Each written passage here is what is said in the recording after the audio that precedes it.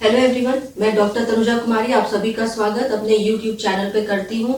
उम्मीद करती हूँ मैंने जितने भी वीडियोस अब तक अपलोड किए हैं वो आपके लिए मददगार साबित हुए होंगे। इसके साथ ही मैं अपने ब्लॉग पे जिसका एड्रेस @टॉपर्स टच उसमें भी हिस्ट्री रिलेटेड टॉपिक्स पोस्ट करती हूँ।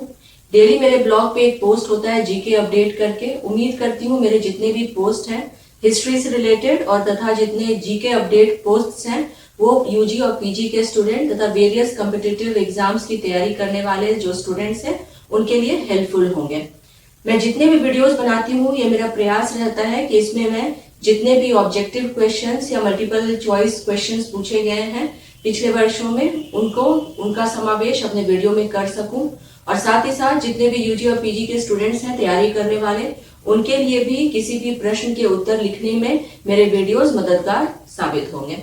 इसी के साथ मैं अपने आज के विषय पे आती हूँ जिसका टॉपिक है संथाल विद्रोह के क्या परिणाम रहे थे। पिछले वीडियो में मैंने आपसे बात की थी कि संथाल विद्रोह कब प्रारंभ हुआ था, इसके कौन कौन से प्रमुख नेता रहे थे, इसका विस्तार क्षेत्र कहाँ तक रहा था, दामिनी को के निर्माण के साथ में किस प्रकार से संथाल परगना के निर्माण का भी रास्ता खुला था और साथ ही साथ एक विद्रोह की उत्पत्ति इसके पश्चात हम लोग देखते हैं। अब मैं आपसे आज जो बात करूंगी जिस विषय पे वह है कि संथाल विद्रोह के जो परिणाम रहे थे आखिर में वो क्या रहे थे और उसने किस प्रकार से इस क्षेत्र को प्रभावित करने का कार्य किया था। अब मैं आपसे एक एक करके जितने भी परिणाम रहे थे उसकी चर्चा करूंगी। फर्स्ट जो परिणाम जो सबसे हम कह सकते हैं महत्वपूर्ण भी रहा था कि 1855 के एक्ट 37 के अधीन जो दामिनी को का जो क्षेत्र रहा था उसे संथाल परगना का क्षेत्र घोषित किया था। तो एक प्रकार से हम कह सकते हैं कि अभी के जो संथाल परगना का क्षेत्र है उसका निर्माण कहीं ना कहीं इसी समय प्रारंभ भी हो गया था। दूसरा जो परिणाम रहा था वह रहा था कि स्त्रियों की सहभागिता। जैसा कि मैंने आपसे पिछले अपने वीडियो में भी कहा था कि स्त्रियों का लगातार शोषण होता रहता था, जहां पर भी रेलवे ट्रैक्स बिछाई जा रही थी और यही प्रेरित भी किया था महिलाओं को एकजुट होकर के इस विद्रोह में शामिल होने के लिए। कहा जाता है कि जिस प्रकार से रानी झांसी अपने पीठ पे अपने बेटे को बांध करके युद्ध में कूद पड़ी थी, उसी प्रकार से जो संथाल महिलाएं थीं उन लोगों ने भी अपने बच्चों को पीठ पर बांध करके और हाथ में हंसिया लेकर के जितने भी विद्रोहियों के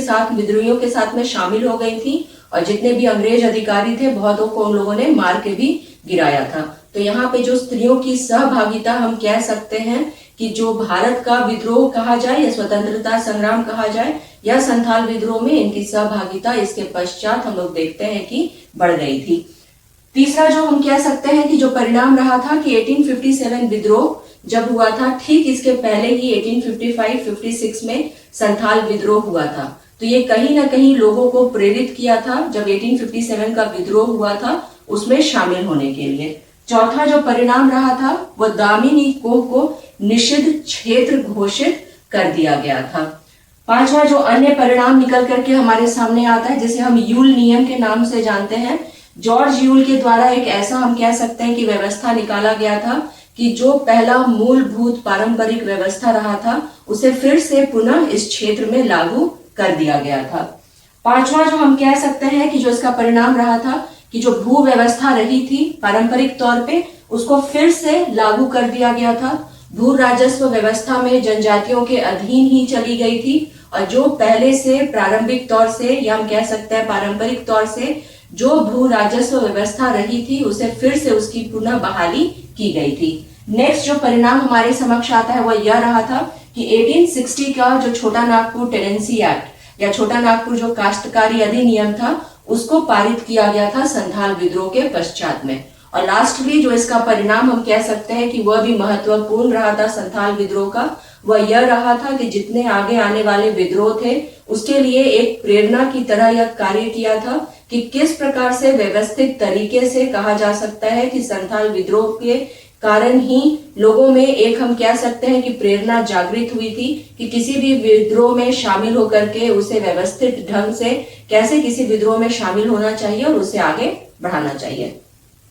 नेक्स्ट ये तो हुआ कि मैंने आपसे पिछले वीडियो में क्या कारण रहे थे संथाल के उसके विषय में बात की थी। आज मैंने आपसे बात की कि आखिर में संथाल विद्रोह जो हुआ था उसका क्या परिणाम रहे थे। अब मैं आपका ध्यान कुछ जो प्रमुख बिंदु रहे थे इस संथाल विद्रोह के उसकी तरफ आपका ध्यान आकृष्ट करना चाहूंगी। जैसा कि हम लोगों को देखने को मिलता है कि जो कार्ल मार्क्स थे चिंतक, उनके द्वारा संथाल विद्रोह या संथाल हुल को पहला जन क्रांति का नाम भी दिया गया है। तो इससे ये पता चलता है कि हाँ, यह जो विद्रोह था वह कितना प्रभावशाली रहा था कि कार्ल मार्क्स के जैसे चिंतक ने भी इस विद्रोह को पहला जन क्रांति के जैसा इसका उल्लेख भी किया है। 1855 का जब ये प्रारंभ हुआ था, उस समय हम लोगों को देखने को मिलता है कि 7,000 जो संथाली थे वो एक साथ वीरभूम, बांकुड़ा और हजारीबाग के क्षेत्रों में इकट्ठा हो गए थे इस विद्रोह को आगे बढ़ाने के लिए। मार्शल लॉ लगा दिया गया था ब्रिटिश गवर्नमेंट के द्वारा, वो था 10 नवंबर को लागू इसको किया गया था। और जनरल लॉयड जो है इसको नियुक्त किया गया था कि जहां भी जो भी विद्रोही दिखे उनके खिलाफ कार्रवाई करने के लिए, और उन्हें गोली भी मार दिया जाता था इनके द्वारा। नेक्स्ट हम जो देखते हैं, यदि हम बात करते हैं कि इसका केंद्र आखिर में कहाँ रहा था इस विद्रोह का, तो हम लोगों को यह देखने को मिलता है कि बढ़ैत थाना से आधा किलोमीटर दूर भगनाडीह में इसका केंद्र रहा था और इसका प्रारंभ 30 जून 1855 को हुआ था। यहाँ पे यदि बात किया जाए कि क्या इस विद्रोह में सिर्फ जो संथाल या जनजातीय लोग ही शामिल थे, तो ऐसा नहीं था, क्योंकि भागलपुर के जो आयुक्त थे इन्होंने खुद लिखा है कि जैसे लोहार, चमार, ग्वाला, तेली और मोमिन, ये समुदाय के लोग भी इस विद्रोह में शामिल हुए थे। तो यहाँ पे कहा जा सकता है कि सिर्फ ये जनजातियों तक ही नहीं सीमित रहा था, अन्य समुदाय के जो लोग थे वो भी इसमें सम्मिलित हो गए थे। नेक्स्ट हम लोगों को ये देखने को मिलता है कि ये घोषणा किया गया था कि जो जितने भी हम कह सकते हैं कि जो विद्रोही शामिल हुए थे, उनमें से यह किया गया था ब्रिटिश गवर्नमेंट के द्वारा कि जो हत्या, लूटपाट या आपराधिक मामलों में जो लिप्त रहे थे उन्हीं को सिर्फ दंड दिया जाए और विद्रोहियों को कम से कम दंड दे करके, उन्हें क्षमा दे करके उनको छोड़ दिया जाए। एक प्रकार से पर यहाँ पे ये समझा जा सकता है कि ये ब्रिटिश गवर्नमेंट का जो लगातार हमेशा नीति रहा था डिवाइड एंड रूल का, उसी पे चलते हुए इनका एक तरीका ही रहा था इस विद्रोह को दबाने के लिए। नेक्स्ट हम जो देखते हैं कि जो मार्शल लॉ लागू किया गया था 10 नवंबर को, उसको एंड उसका हो गया था, हम लोगों को देखने को मिलता है 3 जनवरी 1857 को। और ये कानून जब समाप्त हुआ था उसके पश्चात दामिनी कोह का पूरा नियंत्रण वो ब्रिटिश गवर्नमेंट के अधीन आ गया था। जो साल वृक्ष के जो पत्ते रहते थे वो एक चिन्ह रहा था विद्रोहियों के लिए, कि जहां जहां वो साल का पत्ता पहुंचता था तो ये एक चिन्ह होता था कि जितने भी विद्रोही हैं संथाल परगना के क्षेत्र में, सभी को तैयार रहना है इस विद्रोह के लिए, कि किसी भी समय अचानक से जब विद्रोह किया जाए तो सब इसमें शामिल हो सके, उसके लिए साल के पत्ते का प्रयोग किया जाता था। 10,000 से 60,000 जो गांव थे वो दामिनी कोह के अधीन हो गए थे। और यहाँ पे हम लोगों को यह देखने को मिलता है कि ये सभी ही जितने गांव रहे थे वो विद्रोह में शामिल भी हुए थे। और भागलपुर में, क्योंकि ये बहुत बड़ा एक केंद्र भी रहा था विद्रोह का, यहाँ पे भी बहुत सख्ती से हम क्या देखते हैं कि मार्शल लॉ को लागू कर दिया गया था। विद्रोह को दबाने के लिए जो सेना ब्रिटिश गवर्नमेंट के द्वारा भेजी गई थी वह रहा था 7th नेवल इन्फेंट्री और दूसरा 48th नेवल इन्फेंट्री। ये दोनों ही हम कह सकते हैं जो टुकड़ी रही थी ब्रिटिश गवर्नमेंट की, इन्होंने प्रयास किया था, पूरी हम कह सकते हैं कि अपने जितनी शक्ति से या पावर से, स्ट्रेंथ से वो कर सकते थे, इस विद्रोह को नियंत्रित करने का प्रयास भी इनके द्वारा किया गया था। जो नारा रहा था लगातार इसमें जनजातीय लोगों के द्वारा, संथालों के द्वारा, वह रहा था करो या मरो और अंग्रेज माटी छोड़ो। यही हम क्या, और हुल जो है वो लगातार इनके द्वारा कहा जाता था, जिसके वजह से इसे संथाल हुल भी कहा जाता है। एनल्स ऑफ रूरल बंगाल में यह उल्लेखित किया गया है कि 20,000 संथालों ने इस विद्रोह में अपना बलिदान भी दिया था। 30 जून को 1855 में जब यह विद्रोह स्टार्ट हुआ था तो जो इसके प्रमुख नेता रहे थे सिद्धू, कानू, चानू और भैरव, इनको जो है पद दे करके जितने भी जनजातीय लोग थे युद्ध विद्रोह में इनको शामिल किया गया था, या इसी के साथ हम कह सकते हैं कि विद्रोह प्रारंभ हुआ था या स्टार्ट हुआ था। जैसे कि यहाँ पे सिद्धू को देखा जाता है कि उसे राजा बनाया गया था, कानू को मंत्री, चांद को मंत्री और भैरव को भी सेनापति यहाँ पे नियुक्त किया गया था। अगर हम यहाँ पे बात करते हैं कि कौन से ऐसे अधिकारी रहे थे जिनके वजह से संथाल विद्रोह को दबाया जा सका था सफलता पूर्वक, तो इसमें सबसे बड़ा योगदान जो हम लोगों को देखने को मिलता है वह रहा था कैप्टन अलेक्जेंडर का। माना यह जाता है कि कैप्टन अलेक्जेंडर के कारण ही संथाल विद्रोह को दबाया जा सका था सफलतापूर्वक।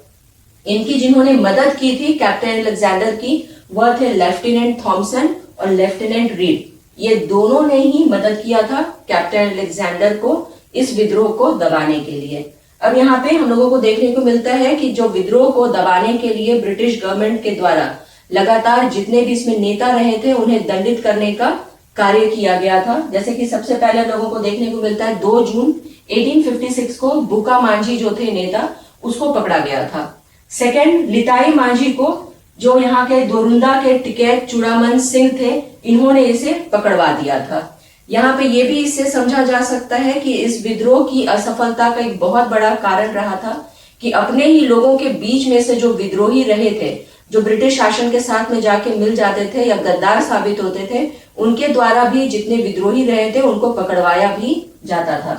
फागू मांझी को जो है ब्रिटिश ऑफिशियल्स ने खुद पकड़ लिया था और 2 अगस्त 1855 को हम देखते हैं कि पचकटिया में बरगद के पेड़ से भगनाडी में सिद्धू थे, वहां पे उन्हें पेड़ में फांसी दे दी गई थी और इसी को शहीद स्थल के नाम से आज तक हम लोग जानते हैं। इनके जो भाई थे कान्हू, उन्हें भगनाडी में फांसी दे दी गई थी। और जैसा कि मैंने पहले भी कहा आपसे कि एनल्स ऑफ रूरल बंगाल में 20,000 संथालियों ने अपने जान की आहुति दी थी या बलिदान दिया था। तो यहाँ पे ये देखा जा सकता है, जितनी भी मैंने अभी बिंदुओं की यहाँ पे चर्चा की, कि यह विद्रोह जो है बहुत कम समय के लिए भले ही रहा हो, परंतु यहाँ पे ये जरूर देखा जा सकता है कि जितने भी विद्रोह को दबाने में, इसके पूर्व में जितने भी विद्रोह रहे हों, इसमें बहुत संगठित तौर पे हम कह सकते हैं विद्रोहियों भी इसमें शामिल हुए थे संथाल विद्रोह में। और साथ ही साथ हम लोगों को ये भी देखने को मिलता है कि जितने ब्रिटिश ऑफिशियल्स रहे थे वो लोग भी बहुत अधिक हम कह सकते हैं संगठित तौर पे या प्लान्ड वे में कह सकते हैं कि अधिकारियों की नियुक्ति के साथ में इस विद्रोह को दबाने का प्रयास किया था। संथाल विद्रोह, यदि हम बात करते हैं झारखंड में जितने भी विद्रोह हुए थे, उसमें माना जा सकता है कि ये सबसे महत्वपूर्ण विद्रोहों में से एक रहा था, जिसने हम कह सकते हैं यहाँ पे कि जितने भी जो जनजातीय लोग थे उन्हें संगठित होना सिखा दिया था और किस प्रकार से व्यवस्थित होकर के किसी भी विद्रोह को किया जाता है, अपनी मांगों की पूर्ति करवाई जाती है। ये बहुत बड़ा एक उदाहरण रहा था झारखंड के जनजातीय लोगों के लिए। इसी के साथ मैं अपने इस चर्चा को यहीं पे विराम देती हूँ। Thank you. Please stay connected with me.